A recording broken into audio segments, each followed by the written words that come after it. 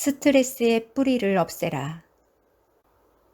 미국 잡지 직업 등급 팔람에 의하면 미국의 2000년도 인기 직업 순위에서 대통령이 167위로 나타났다.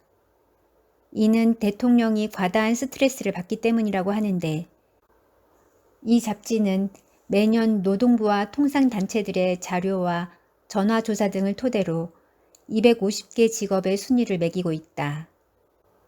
인기 직업 순위 1위는 1999년 17위였던 전문재산 관리자가 차지했으며, 가장 호감도가 낮은 직업은 어부인 것으로 조사됐다.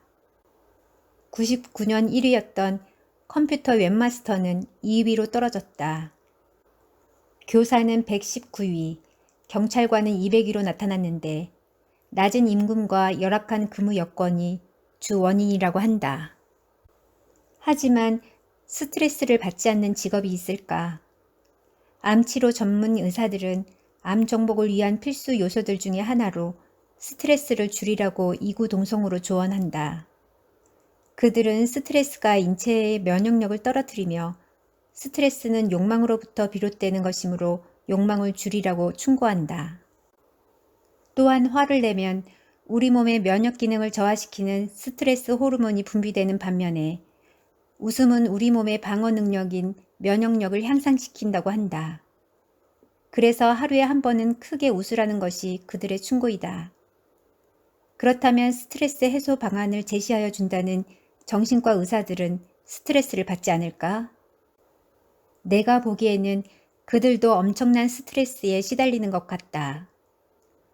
독자들은 아마도 다음과 같은 말도 여러 번 들었을 것이다. 실패를 심각하게 생각하지 말라. 주말에는 교회로 나가 신선한 자연을 벗어라. 일에 쫓기지 말라. 오늘 못한다고 내일 세상이 무너지는 일이란 없다. 긴장을 풀고 살아라. 경쟁심을 버려라. 그들은 그들이고 당신은 당신이다. 실력과 능력이 다가 아니다. 인생은 결과가 아니라 과정이 중요하다. 건강을 생각하며 운동을 하라. 운동은 당신이 생각하는 그 어떤 일보다도 중요한 것이다. 자주 친구들과 만나 웃고 떠들며 놀아라. 그것이 정신 건강에 좋다. 느긋하게 천천히 살아라. 그것이 스트레스를 피하는 길이다. 독일 풀다의 한 대학에서 건강학을 가르치고 있는 페터 악스트 교수 역시 내과 의사인 딸과 함께 쓴 게으름의 즐거움에 관해라는 책에서 마라톤을 하는 대신 해먹에 누워 빈둥거리거나 스쿼시를 하는 대신 낮잠을 자는 사람이 더 오래 살 수 있다고 주장한다. 그는 직업상 받게 되는 스트레스에서 벗어나 장수하는 비결을 목표를 정하지 않고 게으름을 피우는 것이라고 말한다. 그는 심지어 너무 일찍 일어나면 온종일 스트레스를 받게 되며 일찍 일어나는 것에 대해서도 비판했다. 그러나 독자들이 이런 조언에 충실히 따르며 살아간다면 장담하건대 몇 년 후에 건강한 신체를 갖게 될지는 모르겠지만 아마도 하고 있는 일은 망한 지 오래이거나 아니면 직장에서 이미 해고되어 구직 이력서를 서너 통 언제나 준비하여 갖고 다니는 몸 튼튼한 실업자가 되어 있을 것이다. 그래도 건강이 최고라고? 건강을 잃으면 모든 것을 다 잃는다고? 맞는 말이기는 하지만 그렇다고 해서 건강을 지키면 모든 것을 다 갖게 된다는 말은 아니지 않는가. 문제의 핵심을 살펴보자. 왜 스트레스가 생기는가? 어떤 문제가 발생하기 때문이다. 그 문제는 어디서 발생하는 것인가?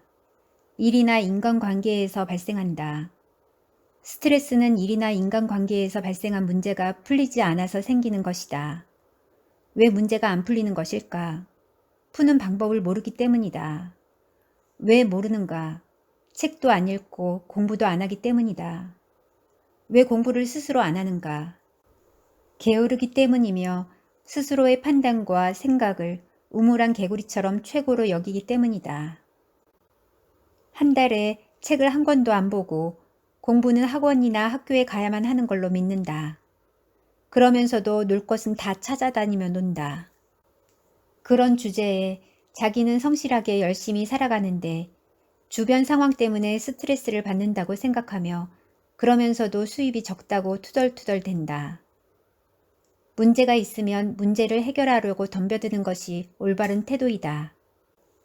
문제는 그대로 남겨둔 채 그 문제로 인하여 생긴 스트레스만을 풀어버리려고 한다면 원인은 여전히 남아있는 셈 아닌가. 휴식을 충분히 갖고 쉬라고? 웃으라고?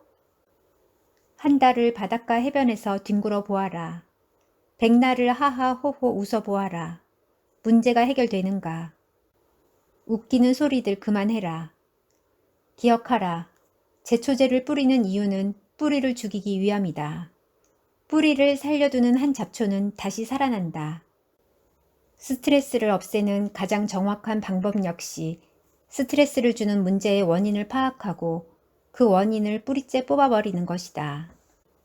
장담하건대 그 모든 원인은 일이나 인간관계에서 발생한 문제를 어떻게 해결해야 하는지 모르는 당신의 무지 그 자체이다.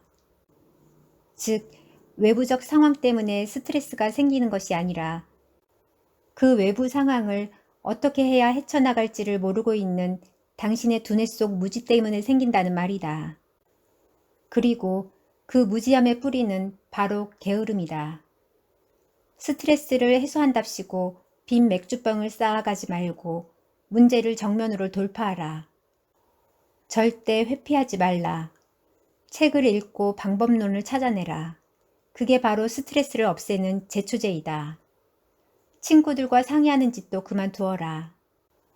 당신이나 친구들이나 스트레스를 받기는 마찬가지이며 그저 당신 마음 깊은 곳에 있는 답답함에 대한 약간의 위로를 받을 수는 있겠지만 어차피 도토리 키재기 아닌가.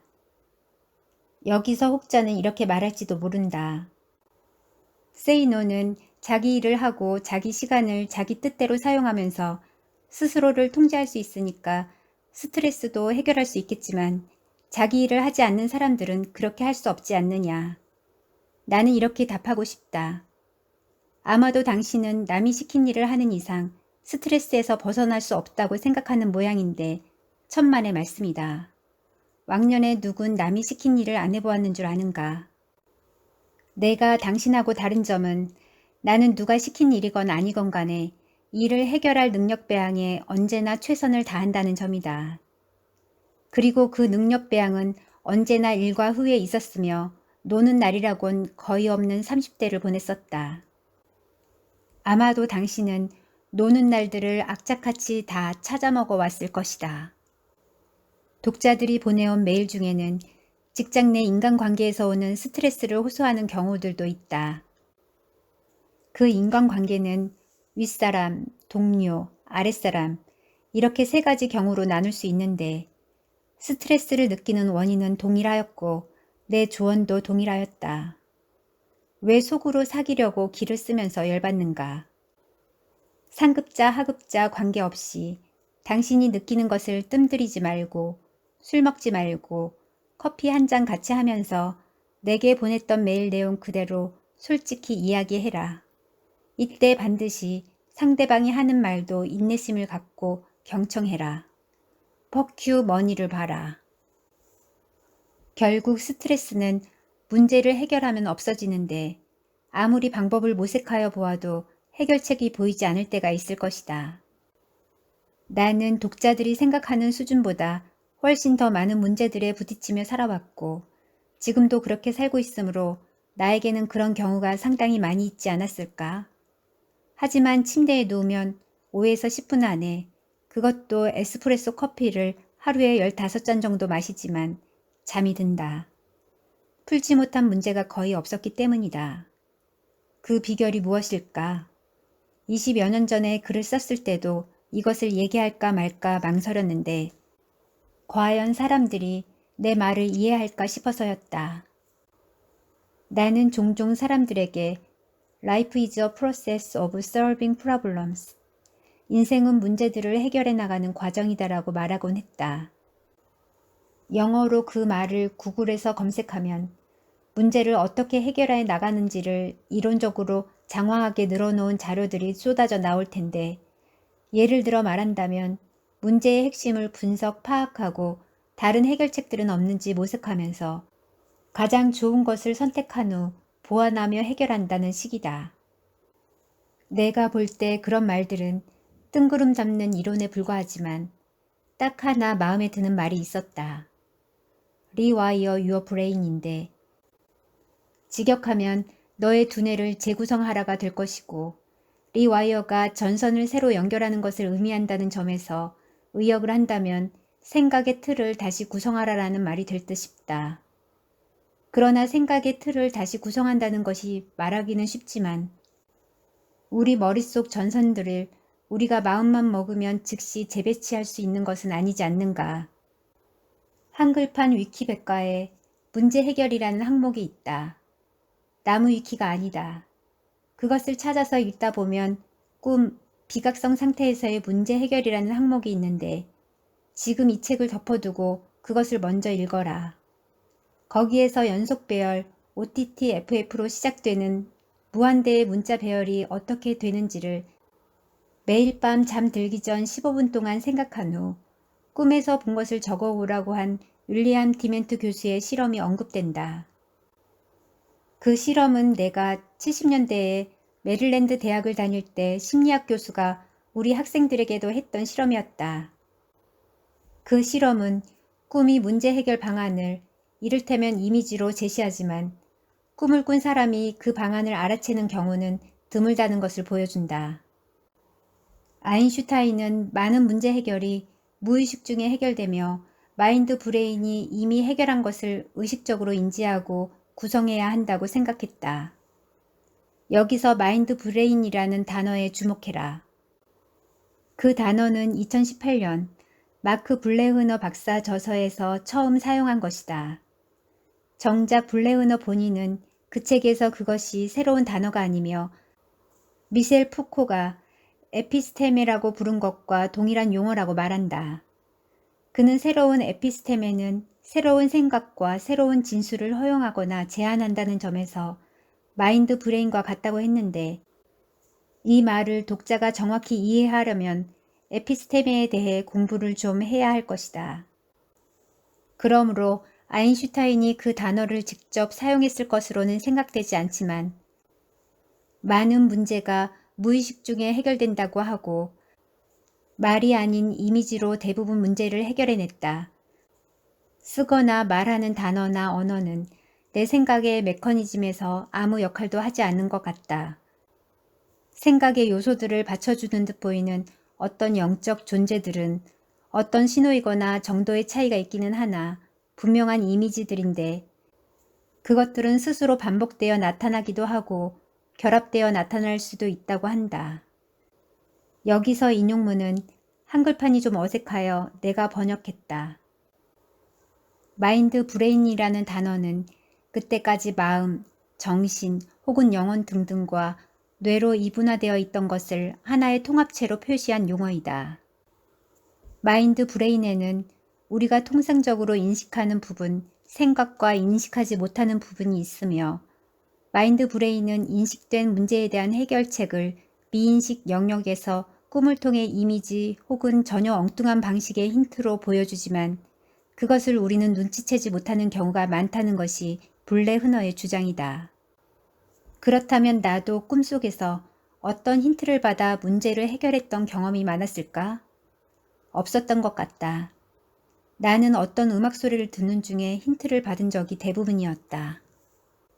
과연 소리는 우리에게 어떤 영향을 줄 수 있을까? 마하리시 마헤시 요기가 스승으로부터 배운 것을 가르치기 시작한 초월 명상은 1967년 조지 해리슨의 아내가 신문에서 TM 광고를 보고 마하리시의 런던 강연에 비틀즈 멤버들이 참석한 후 인도로 가서 그의 아시람에 거주하면서 세계적으로 알려졌다. TM은 초월 명상이다. TM의 이론을 간단히 설명하면 우리가 스트레스를 받으면 무의식의 바다 밑에서 작은 방울들이 생기는데 그것들이 떠올라 점점 커지고 수면이 의식의 세계로 들어오는 순간 팡 터지면서 여러 가지 정신적, 육체적 고통을 겪게 된다는 것이다. 그 방울들이 무의식의 바다 밑에서 작은 형태로 돌아다닐 때 미리 자기에게 맞는 우주의 소리로 터뜨려야 하는데 만트라라고 하는 그 소리는 공인 강사의 지도를 받아 개인별로 전수받게 된다. 옴마니 밤메 훔도 만트라의 일종으로 볼 수 있다. 잠시 곁길로 벗어난 것 같지만 이 글의 목표는 미인식 상태 수면에서 미인식 영역이 보내는 힌트, 꿈을 어떻게 인식 상태에서 재빨리 알아챌 수 있을까가 아니다. 나도 그것은 모른다. 꿈에 의존하는 방식에서 효과를 볼 사람도 분명히 있을 것이지만 내가 문제 해결을 위해 꽤 오랫동안 사용해 온 것은 꿈에 의존하는 방식이 아니라 인식 상태에서 미인식 영역을 건드리는 방식이다. 첫째, 샤워정 앞에서 옷을 벗을 때부터 나는 두 눈을 감고 움직이며 샤워를 마칠 때까지 계속 눈을 감고 진행한다. 그렇게 함으로써 평상시에 사용되지 않았던 신경과 감각이 쭈뼛쭈뼛 일어나 나의 마인드 브레인의 전선들이 재배치되도록 한다. 그 과정에서 어떤 문제의 해결 방법이 떠오른 적은 거의 없었으나 아래 방법에서의 전선 재배치를 도움받아 왔다고 나는 믿는다. 둘째, 인식 상태에서 들어본 적이 없는 음악 소리를 듣는 것이다. 비록 파리넬리의 노래나 파가니니의 연주를 들으면서 의식을 잃고 졸도한 사람이 있었다고는 하지만 클래식으로는 안 된다. 최초로 시도했던 것은 아이언 버터플라이였고 핑크 플로이드가 그 뒤를 이었다가 텐저린 드림 등을 들었는데 각각 그 음반들이 발표되고 나서 몇 년 후에야 비로소 입수할 수 있었다. 유행가도 아니고 상당히 긴 그런 음악 소리를 듣다가 번쩍 힌트가 스쳐가는 경험을 나는 아주 많이 했었기에 적어도 나에게는 그 음악 소리들이 앞에서 설명한 만트라가 되어 전선 재배치를 도와주었다고 믿는다. 시도하여 보아라. 눈을 감고 편안한 자세로 크게 들어야 하며 운전 중에는 절대 듣지 말아라. 예전에 지인이 운전 중에 듣다가 사고를 낼 뻔했다고 들었다. 텐저린 드림의 80년대 초반 이후 음반들은 대체로 별로였다. 물론 나에게는 이 방법이 효과가 있었지만 당신에게는 아무런 효과가 없을 가능성도 높다. 효과를 보았던 사례 2009년 3월 27일에 개정되기 전에 중소기업 기본법 시행령 제3조의 2에서 자산 총액이 5천억 원 이상인 법인이 주식의 30% 이상을 소유한 기업은 중소기업으로 인정하지 않았다. 개정 후에는 100분의 30 이상을 직접적 또는 간접적으로 소유한 기업으로 바뀌었다. 내가 관여한 기업은 본사가 미국의 엄청난 규모의 회사였으나 한국 지사는 미국 본사에서 미국 내에 만든 자회사가 제3국에 만든 손자회사를 통해 투자한 회사였다. 그 지사에서 공장 건물을 취득하며 취득세를 면제받았던 시기는 2008년 말이었으므로 변경된 조항에 해당되지 않았음을 내세웠으나 지방자치단체에서는 2008년도에도 직접 투자이건 간접 투자이건 모두 적용되었던 것을 보다 더 명확하게 하고자 법이 개정된 것임을 주장하면서 지사에 수억 원의 세금을 추징 부과했다. 법제처 및 대법원 사이트에서 개정 입법 취지를 살펴보았으나 뭔가 부족했다. 그래서 샤워장에서 눈을 감고 샤워를 하면서 엄청나게 큰 소리로 나는 샤워장에도 스피커가 있다. 여러 음악 소리를 들었는데 갑자기 국민신문고가 떠올랐다. 그 즉시 네이버에서 찾아보니 국민신문고에서 중소기업청이 답변한 내용이 있었다. 요약하면 원래는 직접 투자만 해당됐는데 간접 투자도 제재하려고 법이 바뀐 것이라는 것이었다. 결국 납부했던 세금에 이자를 더하여 돌려받았다. 실패하면 제로점으로 내려가라. 왜 큰 부자들은 대부분 하나같이 가난했던 과거를 갖고 있을까? 어째서 중산층 이상의 가정에서 태어나 부자가 된 사람들보다는 하류층에서 태어나 큰 부자가 된 사람들의 수가 압도적으로 더 많은 것일까? 여러 가지 이유가 있겠지만 중요한 사실은 가난을 일찍 경험한 사람들은 가난했던 생활 수준이 출발점이었기에 그곳으로 언제라도 되돌아가는 것을 부끄럽지 않게 생각한다는 것이다. 그들은 일이 잘못되어 갖고 있던 것을 모두 다 날리는 실패를 당하게 되어도 제로점으로 되돌아가 재출발을 할 줄 안다. 수없이 많은 부자들이 사업이나 투자에서 실패하거나 홍수나 화재 등으로 전 재산을 날렸다가도 재기에 성공하는 이유가 바로 거기에 있다. 그러나 중산층 이상의 가정에서 자라난 사람들은 대부분 그런 어려움이 닥칠 때 제로점으로 가려고 하지 않는다. 제로점에서 출발했던 경험이 없는 그들에게 있어서 제로점으로 가는 것은 되돌아가는 것이 아니라 개척해야 하는 미지의 불안한 공포로 비치기 때문이다. 그리고 바로 그 이유 때문에 그들은 실패에서 헤어나지 못하며 실패 자체를 너무 두려워하다 보니 되는 일도 별로 없게 된다. 나는 중학교 3학년 말 이전까지는 넉넉한 환경에서 살았으나 그 이후에는 허름한 적상 가옥의 2층 단칸방에서 가족 7명이 살았다. 적상 가옥은 일제시대에 일본인들이 살았던 집이다. 고교 시절에 아버지가 돌아가시고 난 뒤에는 가만히가 문 가리개 역할을 하는 재래식 변소를 주인집 식구들과 같이 사용하는 그런 곳에서 월세로 온 가족이 살았다. 그 변소는 여름에는 파리 구더기들이 득실대는 모습이 적나라 하였고 노크라는 것 대신에 인기척을 내야 했던 그런 곳이었다. 집주인은 시장에서 순대를 파는 부부였는데 가게를 갖고 있던 것도 아니고 그저 순대를 작은 손수레에 끌고 다니며 파는 수준이었다. 그 주인이 사는 집이라는 것도 높이 1m 수준의 낮은 판잣집이었으며 매일 순대 삶는 냄새가 진동했다. 높이가 그렇게 낮은 이유는 높이 1m 미만은 건물로 보지 않았기 때문에 철거를 당하지 않는다는 것이었다. 나는 그런 곳에서 벌레처럼 살았다. 그 다음에 서울역 앞 양동의 쪽방 등 몇몇 곳을 더 거치게 되지만 가정집 차고에서도 살았었다. 나는 몇 년을 그런 곳들에서 혼자 살았고 주거 환경을 좀 더 나은 곳으로 바꾸려는 시도는 한 번도 하지 않았다. 차고 한 칸에 불과한 좁은 공간이었지만 예전보다는 훨씬 더 나아진 환경이었기 때문이다. 그저 보유 자금을 불리는 데만 관심을 두었다. 그러다가 28세에 집을 샀지만 1년 후 다시 빈털터리가 되었고 빚은 약 3천만 원 가까이 있었다. 당시 서울 아파트 한 채 값이었다. 나는 제로점으로 되돌아갔다.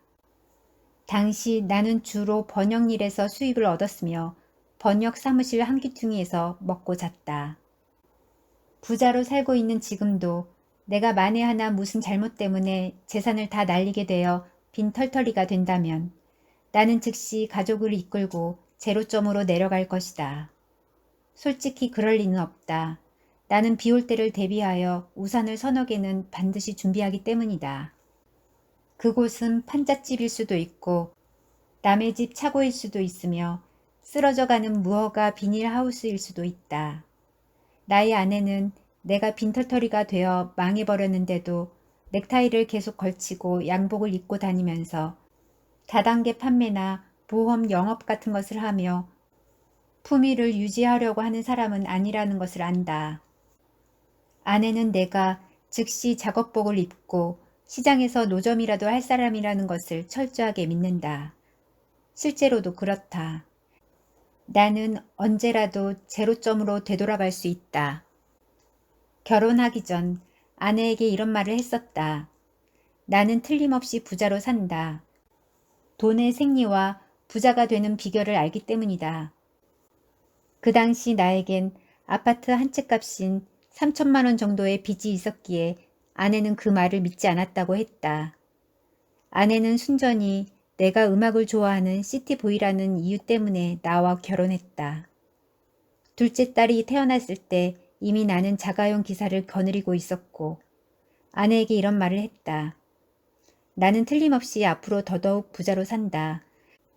나는 딸들에게도 그 비결을 알려주고 싶다. 그 비결 중 하나는 낮은 곳에서 살 줄 알아야 한다는 것이다.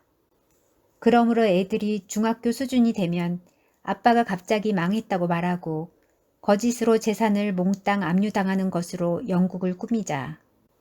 그리고 판잣집으로 이사가서 단칸방 생활을 하자. 너는 파출부를 하는 것으로 하고 나는 뭐 길거리에서 노점을 하는 것으로 하면 어떨까 모르겠다.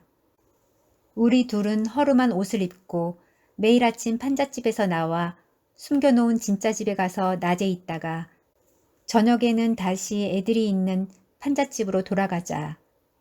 물론 애들에게는 돈이 전혀 없는 듯 처신하고 등록금은 일부러 늦게 주자.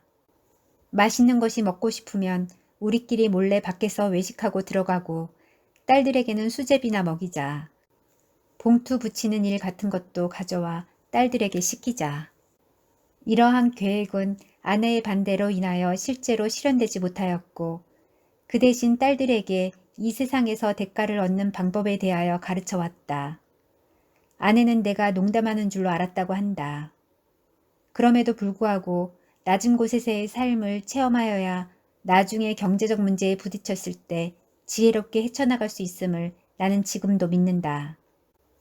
중산층이나 상류층에서 태어나 비교적 안정된 환경에서 자라난 사람들은 실직이나 투자 실패 등으로 인한 경제적 곤란을 겪게 되면 대부분 빚을 내려고 한다. 그러면서 그들이 살았던 생활 수준보다 현저하게 낮은 곳으로는 내려가려고 하지 않는다. 바로 그것이 문제다.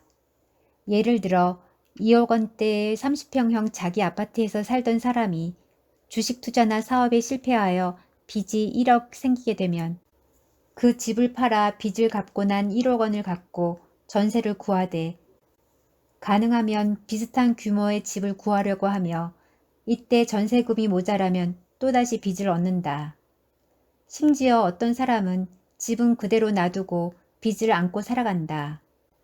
그러니 빚에서 헤어나지 못하며 버는 족족 이자의 원금을 갚아나가니 사는 재미도 느끼지 못한다. 왜 그들은 생활 수준을 저 낮은 곳으로 던져버리는 생각은 하지 않는 것일까?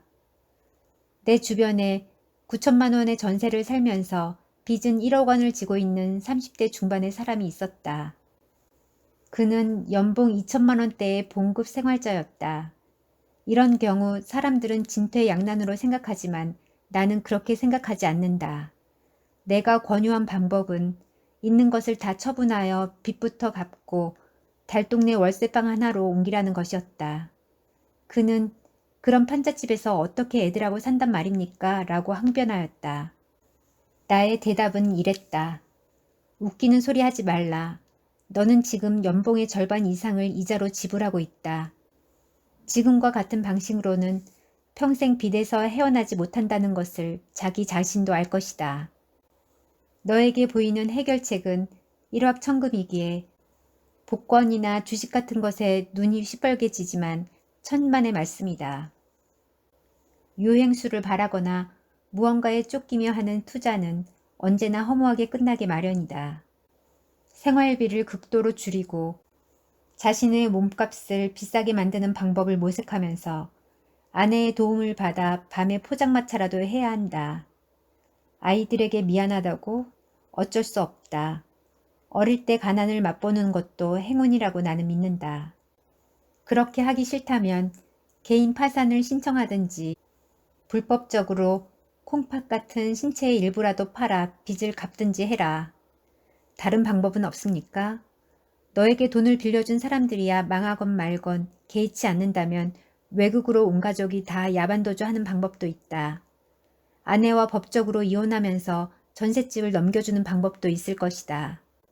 그 경우에는 월급 압류가 들어올 것이므로 직장은 그만두고 세금 안 내는 다른 일을 해서 생활비를 벌어 몰래 가족에게 전달해라.